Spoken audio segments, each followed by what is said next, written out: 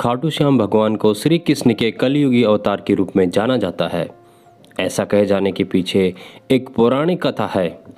राजस्थान के सीकर जिले में इनका भव्य मंदिर स्थित, जहां हर साल बड़ी संख्या में श्रद्धालु आते हैं। लोगों का विश्वास है कि बाबा श्याम सभी की मुरादें पूरी करते हैं और रंग को भी राजा बना सकते हैं। बाबा खाटू श्याम का संबंध महाभारत काल से माना जाता है। यह पांडु पुत्र भीम के पौत्र थे। ऐसी कथा है कि खाटू श्याम की अपार शक्ति और क्षमता से प्रभावित होकर श्री कृष्ण ने इन्हें कलयुग में अपने नाम से पूजे जाने का वरदान दिया। लाक्षागृह की घटना में प्राण बचाकर वन वन भटकते पांडवों की मुलाकात हिडिंबा नाम की राक्षसी से हुआ। यह भीम की पति रूप में प्राप्त करना चाहती थी। माता कुंती की आज्ञा से भीम और हिडिंबा का विवाह हुआ, जिससे घटोत्कच का जन्म हुआ। घटोत्कच का पुत्र हुआ बार्बरिक, जो अपने पिता से भी शक्तिशाली और मायावी था। बार्बरिक देवी का उपासक था। देवी के वरदान से उसे 3 दिव्य बाण प्राप्त हुए थे, जो अपने लक्ष्य को भेद कर वापस लौट आते थे। इनकी वजह से बार्बरिक अजय हो गया था। महाभारत के युद्ध के दौरान बार्बरिक युद्ध देखने के इरादे से कुरुक्षेत्र आ रहा था। श्री कृष्ण जानते थे कि अगर बार्बरिक युद्ध में शामिल हुआ तो परिणाम पांडवों के विरुद्ध होगा।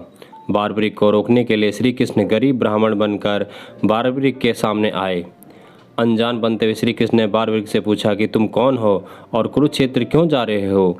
जवाब में बार्बरिक ने बताया कि वह एक दानी योद्धा है, जो अपने एक बाण से ही महाभारत युद्ध का निर्णय कर सकता है। श्री कृष्ण ने उसकी परीक्षा लेनी चाहिए, तो उसने एक बाण चलाया, जिससे पीपल के पेड़ के सारे पत्तों में छेद हो गया।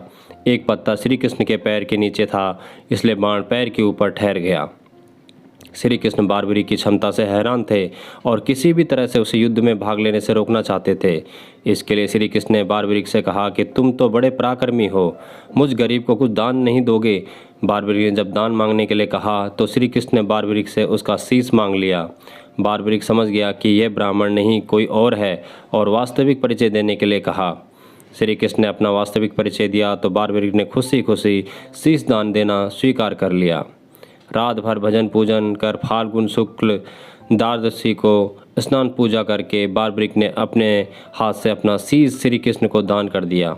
शीश दान से पहले बार्बरिक ने श्री कृष्ण युद्ध देखने की इच्छा जताई थी, इसीलिए श्री कृष्ण ने बार्बरिक के कटे सिर को युद्ध अवलोकन के लिए एक ऊंचे स्थान पर स्थापित कर दिया। युद्ध में विजय श्री प्राप्ति होने पर पांडव विजय का श्रेय लेने हेतु वाद विवाद कर रहे थे। तब श्री कृष्ण ने कहा कि इसका निर्णय बार्बरिक का शीश कर सकता है।